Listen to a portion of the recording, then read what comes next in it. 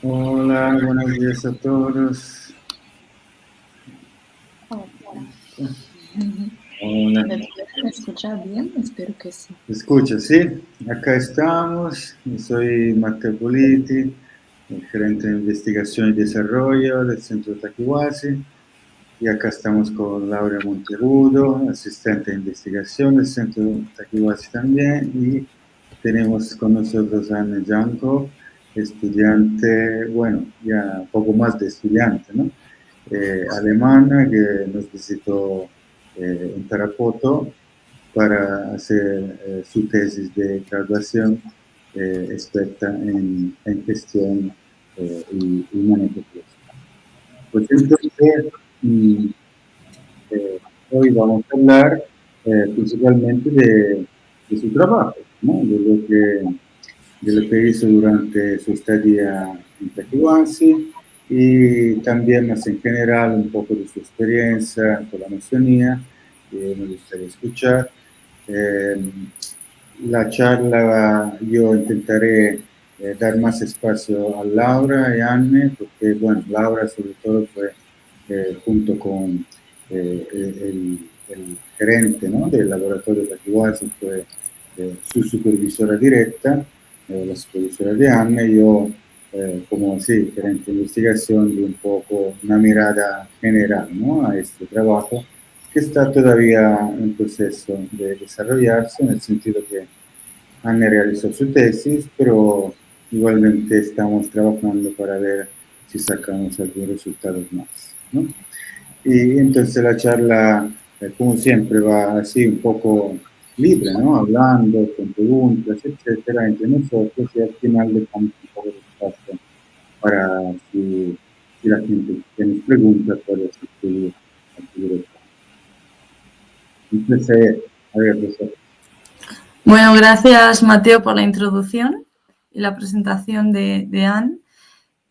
Como hemos dado diferentes webinars y charlas hasta ahora, quería preguntarle también y que Anne nos explicase el enfoque que ella hace desde sus estudios en la gestión de ecosistemas forestales, ya que anteriormente, por ejemplo, hemos entrevistado a Tomaso, que es de la antropología, y la visión que Anne tiene pues puede diferir un poco, ¿no?, de lo que hemos hecho o las entrevistas que hemos hecho hasta ahora. Entonces, si nos puedes contar un poco tu enfoque. Vale. Bueno, sí, la gestión de ecosistemas forestales creo que es parecido en lo que está conocido en Perú como ingeniera forestal. Entonces sí, o sea, observamos lo que es ciencia del cielo, la botánica, manejo de vida silvestre, etcétera, pero yo diría que si hablamos de la gestión de ecosistemas, es con una visión más holística, como bosques de un ecosistema, pues sistemas no solamente ecológicos, sino socioecológicos o social ecológicos, mejor dicho, considerando estos aspectos sociales en la gestión de bosques, no solamente los aspectos ecológicos. Y bueno, mi enfoque es más social, entonces, viendo que el bosque en sí como ecosistema es un sistema inteligente que se maneja solo, pero normalmente hay influencia de diferentes grupos que tienen algún interés en el bosque, sea económico, por ejemplo, aprovechar de madera, o ecológico, que es más la conservación, o razones recreativos como el turismo. Pues para mí, de verdad, la gestión forestal muchas veces es un trabajo social, una cuestión de cómo entrar en diálogo con estos grupos que tienen un interés y armonizar la relación entre ellos y el bosque, en fin. Y eso específicamente en lo que es el manejo forestal comunitario, que es un concepto grande, simplemente dicho, bueno, involucrando la población local en una actividad forestal. Y bueno, específicamente en relación con el aprovechamiento de productos que no sean maderables, como por ejemplo plantas medicinales como la uña de gato. Genial. Muchas gracias, Anne. Ya nos ha quedado un poquillo más claro, ¿no? Qué enfoque le vas a dar a esta tesis o qué enfoque le has dado a esta tesis y esta investigación. Y la siguiente cuestión que a lo mejor es importante conocer es cuál fue tu interés en estudiar la uña de gato en particular, porque cuando tú te acercaste al centro era porque querías estudiar esta planta en concreto y que, bueno, es una justamente de las plantas en las que se trabaja en el centro. Entonces, ¿por qué esta y no otra? Bueno, tiene diferentes niveles mi respuesta. Otra vez creo, pues por una parte, como bien has dicho, sí, es una planta con una historia larga de uso tradicional en la Amazonía para una variedad de condiciones o enfermedades. Y también es una planta bajo muchas investigaciones con un gran interés mundial por sus propiedades antivirales, antitumorales, etcétera, gracias a sus alcaloides tetra y pentracíclicos. Y al mismo tiempo, en muchos lugares en la Amazonía está afectado por sobrecosecha o por un manejo, digamos, inapropiado, pues poniendo en peligro esta especie. Eso es, digamos, una razón. Y por otra parte, la uña de gato fue una de las plantas cuales he dietado yo ahora son más o menos hace 7 años, cuando he estado dietando un año, un poco más, varias plantas maestras en la Amazonía, y la uña de gato en particular me ha liberado de tumores en el colon, pues en el intestino grande. Y bueno, la tengo mucho cariño a esa planta, y veo que sí, es una medicina poderosa para una enfermedad con efectos graves a nivel mundial. Y claro, ahí sabiendo del proyecto de Takiwasi con Chiricsacha, y bueno, pidiendo permiso tanto a Takiwasi como a la comunidad, como a la planta misma. Y así en un momento comenzó la investigación. Sí, me parece importante resaltar lo que comentabas, que la uña de gato es una de las plantas que se han hecho más conocidas en todo el mundo. En la mayoría de herboristerías o en cualquier país ya puedes pedir online por Amazon o puedes comprar, pues eso, en la herboristería uña de gato. Ya es bastante accesible a todo el mundo. Y como también apuntabas, se han hecho muchas investigaciones y todo esto, curiosamente, tiene su parte buena y su parte mala, porque se está sobreexplotando este recurso natural y nos están dando como alternativas para continuar, para que esta planta esté accesible a largo plazo. Y cada vez se están agotando más los recursos que hay. Entonces, la otra parte es lo de las dietas, que has comentado, tú dietas de esta planta, y normalmente como que la gente piensa en dietas, que justamente hemos hablado de este tema en los anteriores webinars, con otras plantas, ¿no? Que a lo mejor son pues la josacha, el chuchuhuasi, chirisanango, plantas que a lo mejor son más... están más consideradas dentro de las plantas maestras. Sin embargo, esta planta, la uña de gato, la gente la toma así como a diario en sus casas y no somos conscientes de que esa planta también se puede dietar. Y de hecho hay personas que lo hacen. Entonces tienes que eliminar todas esas cosas que se eliminan en una dieta para que realmente tengas los beneficios que se quieren, como tú hiciste, ¿no? Y como tú conseguiste liberarte de este cáncer que nos comentas. Entonces, nada, gracias por comentarnos todo esto, porque me parece como que hace mucho link con todo lo que estamos trabajando. La siguiente cuestión... Tal vez si voy a añadir algo, porque, o sea, yo he observado que sí, la uña de gato me ha curado fuertemente a nivel físico. Literalmente he cagado los tumores con la uña de gato. Disculpen. Pero, claro, he tenido otras dietas. La primera dieta ha sido el mapacho, luego la ayahuasca. Y la ayahuasca fue la cual me ha mostrado la uña de gato. Y después de la uña de gato llegó la ajosacha, la chuchuasa, pues fue como parte de un proceso más largo, claro, solo para comentar esto. Y eso es increíble, ¿no? La sabiduría de esta gente, de los curanderos, de la Amazonía.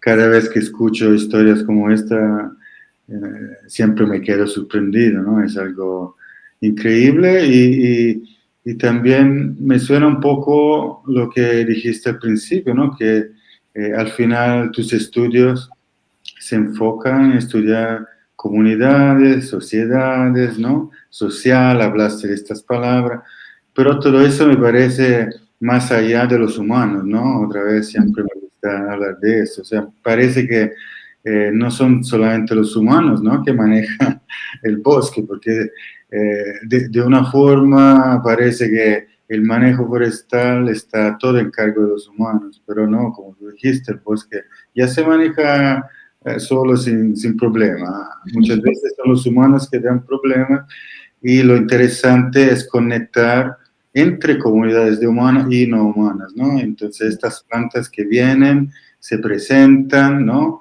Una tras de otra para seguir ayudándonos como humanos, como pequeños monos ahí, ¿no? Trabajando por ellos al final. Y en todo el trabajo que has hecho, ¿cuál has visto que es la problemática que se plantea en tu investigación? ¿Cuáles eran tus principales objetivos de realizar esta investigación?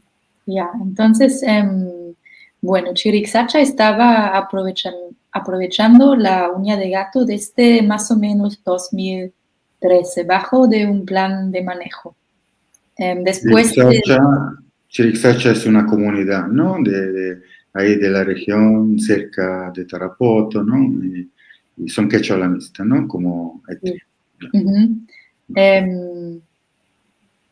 Entonces, luego, como en 2015, por ahí llegó, o sea, cambió la ley forestal y entró el elemento de la DEMA, que es la declaración de manejo. Y con esto, la comunidad Chiricsacha estaba aprovechando hasta como fines de 2019, 2020, cuando empezó la pandemia. Con la pandemia paró todo y después lo que se ha visto es que había poca motivación por parte de la comunidad para renovar esta DEMA. Entonces, simplemente me pregunté por qué pasó y porque en sí me pareció un proyecto súper lindo y súper importante. Y creo que básicamente de esta pregunta muy inocente, pero ¿por qué? Nacieron mis preguntas de investigación y los objetivos. Pues a un principio, claro, quise identificar los obstáculos o los factores problemáticos de este modelo de manejo o de aprovechamiento y específicamente según los puntos de vista de todos los actores involucrados. Y luego también claramente cómo mejorar el aprovechamiento, cómo mejorar el manejo. Entonces aquí ha sido encontrar maneras de mejorar y también en conjunto con esos actores. Y al final como un plus extra, no sé cómo se dice bien en español, explorar un poco el potencial de una cultivación de uña de gato en vez de la cosecha salvaje que se había hecho hasta este punto. Pues explorar básicamente el potencial de un cambio bastante brusco de ese sistema de gestión. Sí, claro, también aquí comentar que la uña de gato suele crecer en áreas específicas de la Amazonía, no es que tú la plantas y crece en cualquier ecosistema, entonces de ahí también venía un poco la problemática.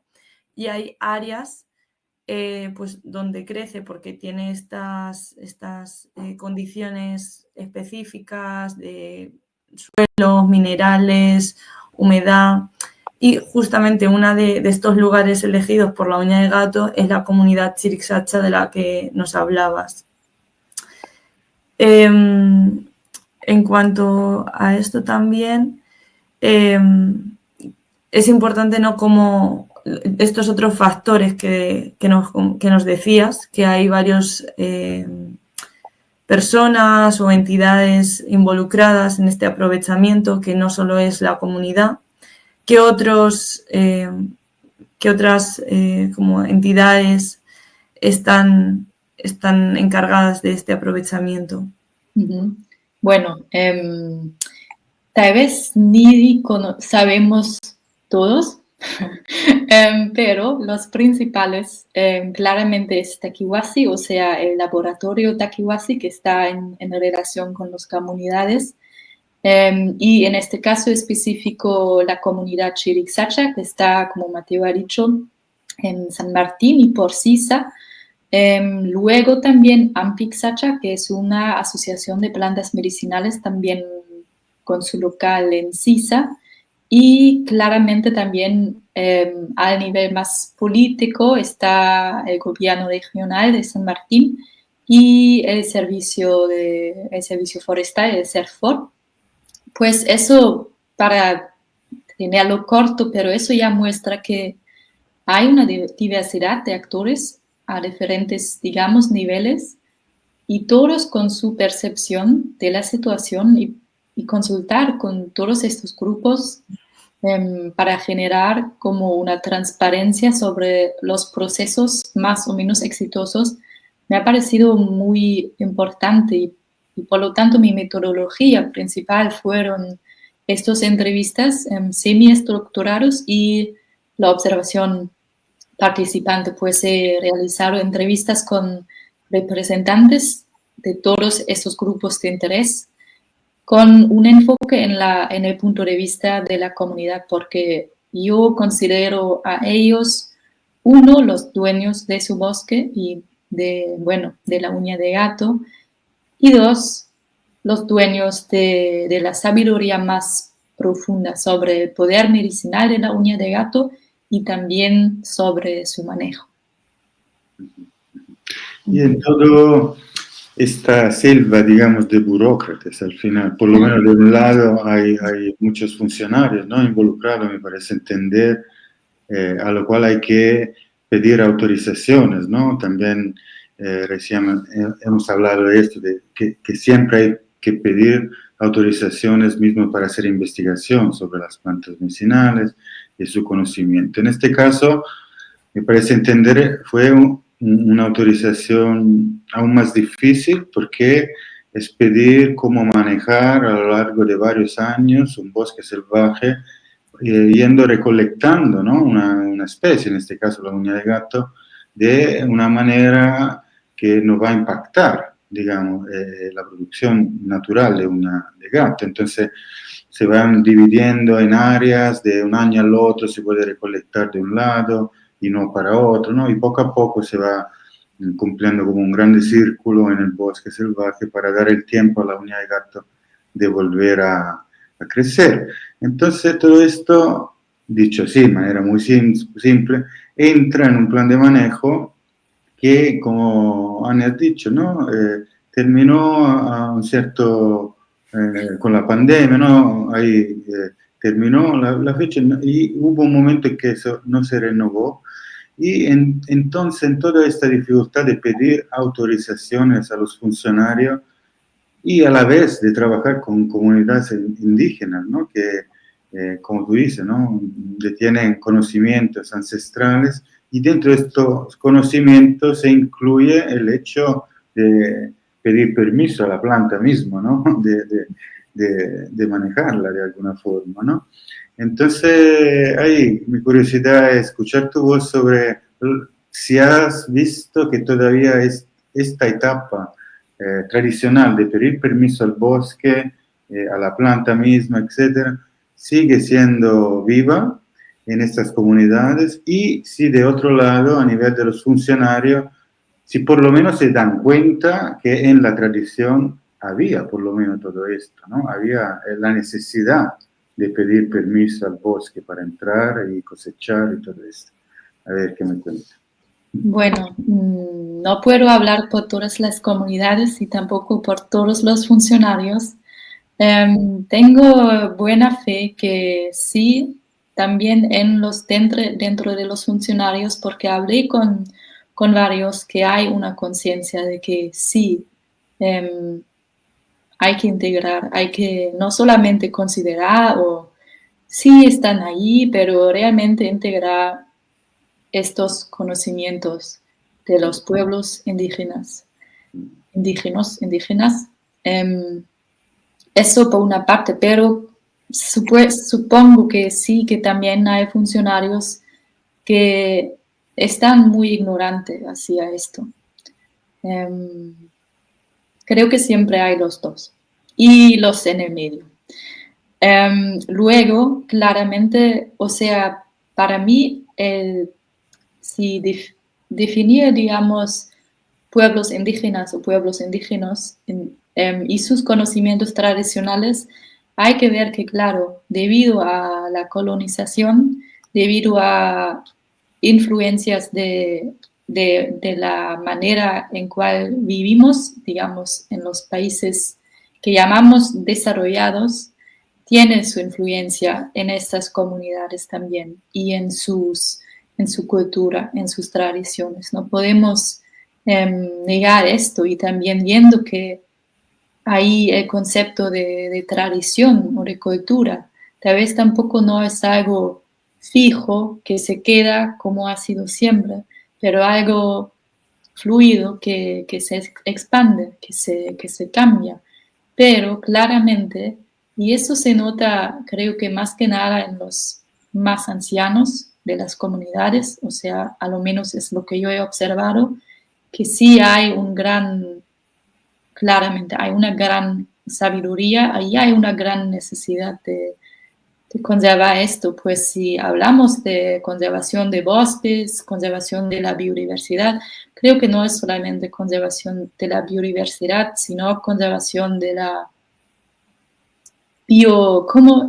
Hay una palabra, ahora no me viene, bueno, de la diversidad cultural, de la ¿cómo es? Disculpe, no me acuerdo, pero Entender. queremos conservar un entorno, hay que ver también las personas, los humanos que son parte de este entorno y hacer todo lo posible para apoyar a ellos también, pues ellos apoyan el bosque. Creo que mucho más que cualquier funcionario en alguna oficina. Sí, estaba pensando que el ser humano a veces es un poco egoísta, ¿no? Y si no vemos de esta utilidad directa que nos puede dar el bosque, como conservando sus plantas medicinales, a veces no tenemos suficientes razones como para conservar esta diversidad. Pero cuando empezamos a entender que del bosque es de donde obtenemos todas estas medicinas y que cuanto mejor conservado y más diversidad haya, más antiguas sean estas plantas, mejor medicinas vamos a obtener, entonces a veces ahí es como que nos hace un poco el clic de, pues a lo mejor tenemos que conservar más nuestros bosques, nuestra naturaleza. Aunque sea por desgracia, ¿no? Una visión pues egoísta, antropocéntrica, pero es todo lo que podemos llegar a veces los seres humanos. Entonces es importante, ¿no? Que esto también se conozca para llegar a esta idea en las personas. Y no sé si Mateo, ¿querías comentar algo? Sí, Anne, yo sé que después de, bueno, tú fuiste varias veces a la Amazonía, esto de Taquihuasi fue una etapa, pero luego regresaste a Europa y sigues, ¿no? Investigando, estudiando en estos temas de gestión de ecosistemas forestales. Entonces, te volvería a hacer la misma pregunta, más o menos, así con los funcionarios europeos y la gente europea, ¿cómo ve esto de la perspectiva del mundo occidental, ¿no? De que se pueda... Me alegro mucho escuchar que encontraste funcionarios en Perú abiertos a integrar este tipo de conocimiento y que todavía sigue viva esta tradición y estos conocimientos ancestrales en las comunidades, pero cómo esto se refleja en el mundo occidental, sobre todo en Europa, si pudiste ver alguna similitud alguna forma, algún de rescate de nuestros propios bosques, nuestra propia diversidad cultural y biológica, ¿no? Aquí en Europa. Bueno, es una pregunta profunda, Mateo. Gracias por esto. Bueno, aunque en Europa, o sea, en Alemania, por ejemplo, no haya en las leyes, no hay como pueblos indígenas, sí hay personas que han vivido y que viven muy cerca a la naturaleza, sean, digamos, ¿cómo es? Farmers, o sea, sean personas que se dedican a la agricultura ecológica, sean personas en Europa que trabajan con plantas medicinales. Hay mucha conciencia aquí también. Había y hay. No es que no había conocimiento sobre las plantas medicinales. Hay un montón de plantas medicinales. Si yo ando por el bosque aquí, el bosque aquí también es una farmacia. Y aquí también hay personas que están bien conscientes de esto. Creo que estoy bendecida de vivir en el lugar en Alemania en cual vivo aquí, donde hay bastante, hay mucha buena gente con la mente y el corazón bien abierto y en diálogo con la naturaleza como yo. Pero claramente, como siendo países desarrollados, otra vez uso esta palabra, también hay en partes un brecho muy, muy grande entre el humano y la naturaleza, que aparentemente hay una separación ahí, que el ser humano se ha construido sus ciudades y sus casas y tal, y parece que hay una separación completa entre humano y naturaleza, que es un poco cuestionable, pero bueno. ¿Cómo la ves, ya que eres estudiante, ¿no? Joven, así el futuro, cómo lo ves? ¿Se puede imaginar un futuro en que la burocracia occidental integra algunos conocimientos, ¿no? De cómo relacionarse a la naturaleza que llegan desde los pueblos indígenas? ¿Qué te parece? Me parece que eso es el camino que hay que tomar. Sí. Gracias. Tras tu investigación, ¿cuáles han sido como los principales factores que crees que son importantes para que se siga explorando esto de la uña de gato en la comunidad Chiricsacha? Esa fue la parte más translacional de los resultados que has obtenido. Bueno, veo que una razón grande ha sido, por una parte, sí, la baja o poca rentabilidad económica para la comunidad, que no sentía que los pagos han sido justos por lo duro que es el trabajo de cosechar la uña de gato en un bosque virgen y el traslado hasta el laboratorio donde se ha procesado, pues esto, al no sentirse valorado suficientemente, eso ha bajado la motivación de la comunidad bastante y contribuyendo a esto como muchos problemas logísticos y aparentemente poca eficacia en procesos de la post cosecha. Lo que también es importante considerar son las condiciones del mercado. Pues la uña de gato se puede encontrar en las tiendas naturistas, en los mercados, para un precio muy, muy bajo. Y la razón, o una de las razones, es que la uña de gato es casi como un producto secundario de la deforestación. Pues con la talla de árboles se saca la madera, pero se quedan las lianas y otras plantitas. Por ejemplo, la uña de gato, pues se vende por súper barato en el mercado y luego está allí la uña de gato de, por ejemplo, la comunidad Chiricsacha, que viene de un manejo propio, pues para un precio más alto.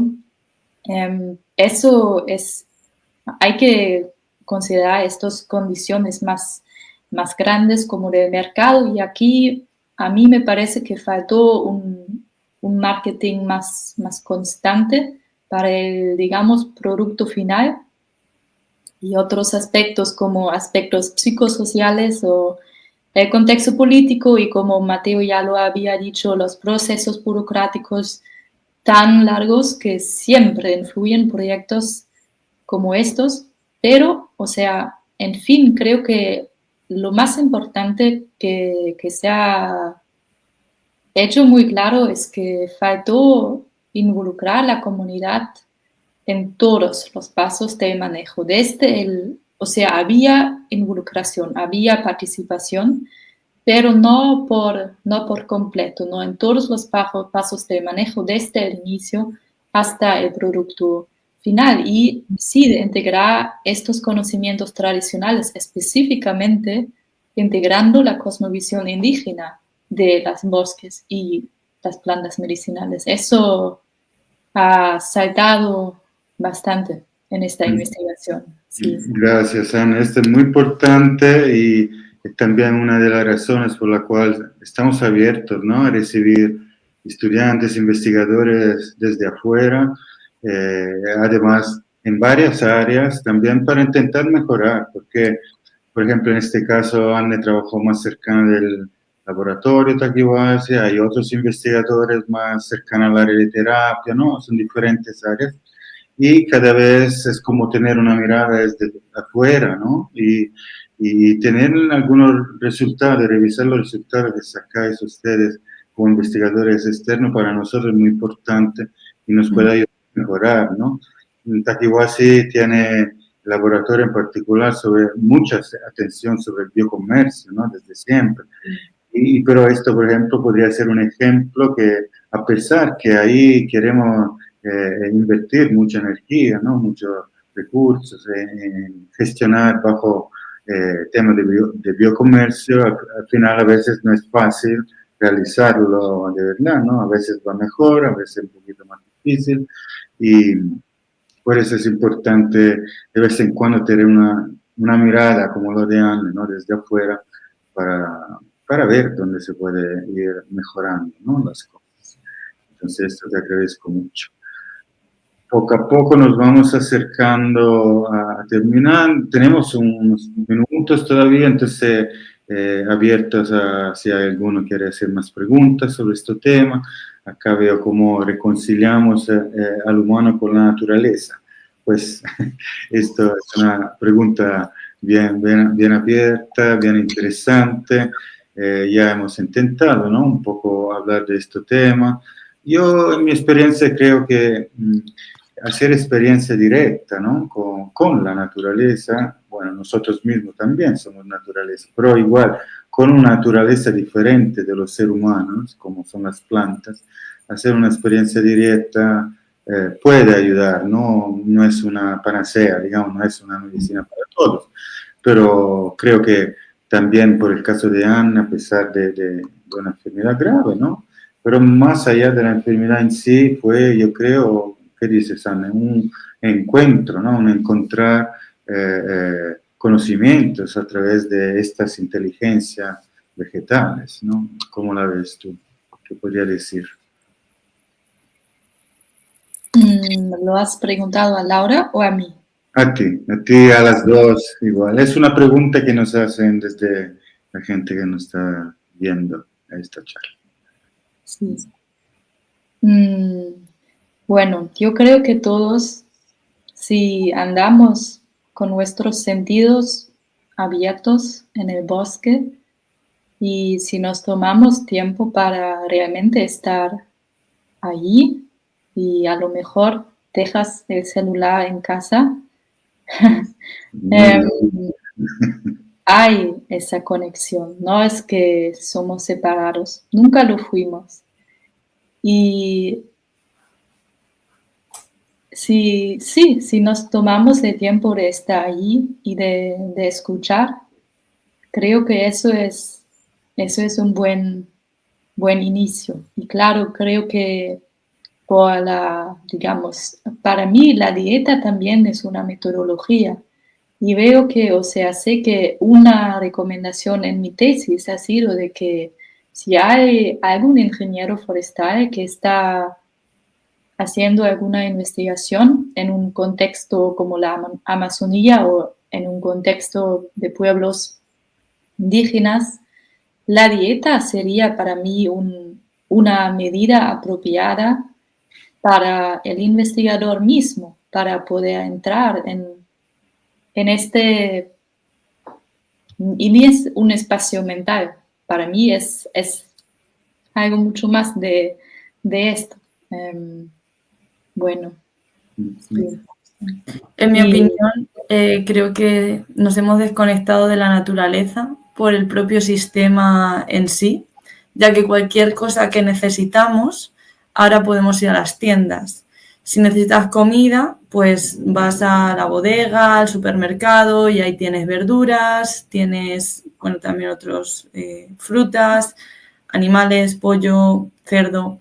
Y pensamos que todo eso viene de las estanterías del supermercado, pero no, eso no viene de las estanterías, sino que siempre tiene su origen en la naturaleza. Entonces, creo que ir al origen de las cosas y estar más en contacto directo, entonces en vez de ir al supermercado, empezar a cultivar pues pequeñas cositas en tu casa, ¿no?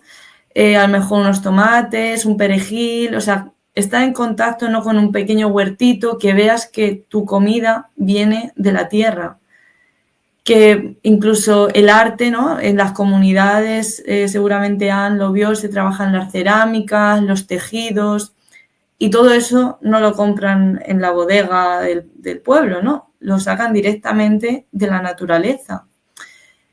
Así es un poco, ¿no? Con todo.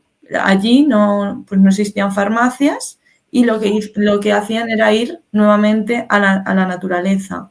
En las comunidades siempre se dice que cuanto más aislada del ser humano y más alejada esté la planta medicinal, más poder va a tener. Porque, claro, desde mi punto de vista ha estado menos expuesta a la contaminación del ser humano. Entonces, volver a recordar que, como he dicho antes, en nuestros países de origen también tenemos esas plantas medicinales, también tenemos otras como el tomillo, el romero. En mi caso, por ejemplo, hay otra que se llama rabo de gato, en la zona de donde soy originaria, nativa. Todos somos nativos de algún lugar, ¿no?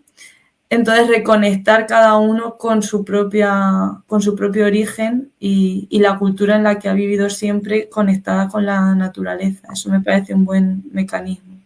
Gracias, Laura. Anne, la última consideración, última pregunta.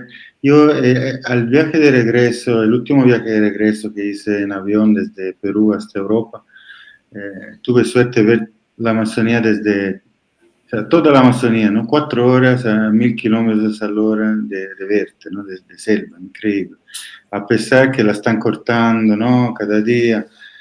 Y luego regreso a Europa, que la mayoría está cortada, es un bosque que también estaba y ya no está. Entonces, no sé, como estudiante de manejo forestal, si ves que antes se va a terminar la Amazonía o antes se va a volver otra vez un bosque salvaje Europa, ¿cómo sería para ti? bueno, sí, claro, claramente el tema de o sea, hay que ver también que Europa es muy pequeño, ¿vale? En comparación con lo que es Sudamérica y la Amazonía, Europa es un lugar bien chiquito, aunque en los mapas les gusta mostrar de manera diferente, pero Europa es bien chiquito. Y claramente Europa, la fragmentación es muy, muy común, como bien lo dices, pero lo que veo también, o sea, y bastante informada sobre lo que son como las políticas forestales, las iniciativas forestales y también la conciencia de las personas. Hay varias muy, muy buenas iniciativas de un manejo forestal más cerca a la naturaleza, porque, claro, el bosque no está también recursos, no está madera, no está frutos, no está un montón. pues el manejo forestal más cerca a la naturaleza, como es en español, pero se puede decir así, es algo que está bien presente en las políticas en Europa. Claro, no en todo lugar y siguen cortando por partes bosques enteros, pero bueno, y para comparar, digamos, la Amazonía y Europa, no sé si, creo que Mateo, tengo que pensar más tiempo sobre esto para poder dar una respuesta bien fundada. Igual me gusta. Entonces de volver a hablar entonces sobre este tema. Bueno, algo que sí me gustaría decir, porque, bueno, sí creo que este tipo de investigaciones que he hecho, que sí son importantes, y es importante para mí decirlo, que tener en cuenta de la gran responsabilidad que llevamos nosotros como investigadores moviéndonos en un contexto de comunidades indígenas, porque son grupos con tanta importancia para la conservación de los bosques en la Amazonía, pero también a nivel mundial. Pero estos grupos han sido marginalizados, discriminados, desplazados, asesinados, pues que vengo yo, persona blanca y privilegiada en muchos sentidos, para colaborar con una comunidad con fines de generar nueva sabiduría, de verdad es un honor y es un regalo grande. Y requiere un máximo de humildad y de sensibilidad, lo que incluye, por ejemplo, el consentimiento informado previo y medidas para la protección de conocimientos indígenas. Pero sí, pero sí, esos tipos de investigaciones son importantes porque hay un aumento de interés en plantas medicinales, pues hay un aumento de presión en las poblaciones y ecosistemas y hay que encontrar formas sostenibles de manejo o aprovechamiento. Y eso es dicho de una manera muy antropocéntrica y creo que la verdadera pregunta fundamental que nos tenemos que preguntar es cómo queremos relacionarnos con nuestra madre tierra. Nosotros como individuos, como investigadores, como humanidad, cómo nos queremos relacionar al bosque y sus plantas, porque obviamente cómo nos hemos relacionado a ella específicamente en los países desarrollados, nos ha llevado al evento de extinción de especies y de degradación de ecosistemas más grande en la historia de este planeta, pues vemos nosotros, el ser humano, como algo superior a la naturaleza, con un derecho de aparentemente dominar y aprovechar, o nos vemos como parte de ella, aplicando principios de regeneración, de reciprocidad. Entonces vemos las plantas y las plantas medicinales como objetos o como sujetos. Y estuvimos hablando de estos actores involucrados y podemos elaborar listas largas con esos actores o grupos de interés en un proyecto de manejo, pero yo creo que es tiempo de incluir en estas listas las plantas mismas como grupos de interés, porque ellas son los maestros y maestras que nos enseñan cómo manejarles. Y ahí, como para cerrar este círculo grande que he hecho, tenemos que prácticamente reconocer la importancia de las comunidades indígenas y sus conocimientos tradicionales debido a su cercanía a las plantas y el bosque. Y esto también no solamente en la Amazonía, en Perú o Latinoamérica, pero en todo el mundo. Acercarnos, creo, con mucho respeto y con la mente y el corazón abierto a aquellas personas que viven lo más cerca a la madre tierra en su día a día.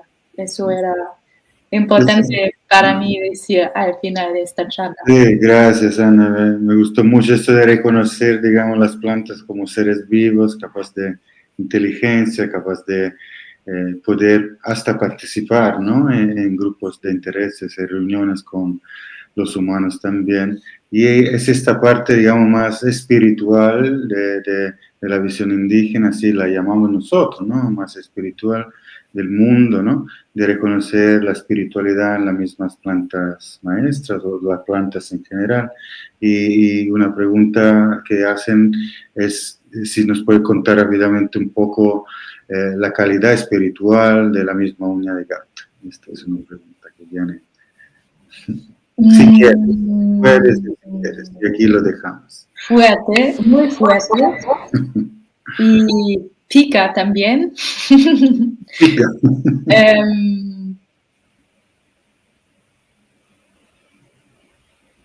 Creo que, bueno, tal vez, a ver, y mucha, o sea, ¿cómo lo puedo explicar? Porque, claro, al poner en palabras a veces lo que uno experiencia en la dieta no es tan fácil. Bien, tiene mucho, ¿cómo es, Laura? Tal vez me puedes ayudar. Discernimiento. Discernimiento, sí. Está, o sea, muy, muy al punto, al origen, ahí es donde está el problema. Y es una planta que te ayuda a discernir mejor dónde está el origen o el punto que tienes que seguir trabajando o estudiando para llegar a ese origen. Sí, y creo que por eso lo primero que llegó fue fuerte y pica, porque a veces sí pica un poco si vemos tan claro qué está pasando en nuestra mente o nuestras emociones, pero sí. Sí, o sea, creo que también otra vez Mateo necesitaría más tiempo para pensarlo, para dar una respuesta más holística. Claro, claro. Estas son consideraciones que creo que necesitan una vida entera, ¿no? Para responder. Son temas muy, muy amplios, sobre todo en esta época en que nosotros occidentales nos estamos acercando otra vez, por lo menos algunos de nosotros, a entender este aspecto espiritual del mundo de la naturaleza, ¿no? Ahí como describiste esta de la uña de gato, ahí que va al punto, ¿no? Que va ahí, me dio la imagen de cómo crece, ¿no? En el bosque, ahí buscando su luz, su camino entre la selva. Por eso pensaba. Bueno, muchas gracias, Anne, Laura también. Ha sido genial otra vez escuchar tu palabra, Anne. Ya había tiempo, ¿no? Que no te veía. Muchas gracias. Y bueno, gracias a todos también por participar y hasta la próxima. Chao. Chao. Gracias. Chao.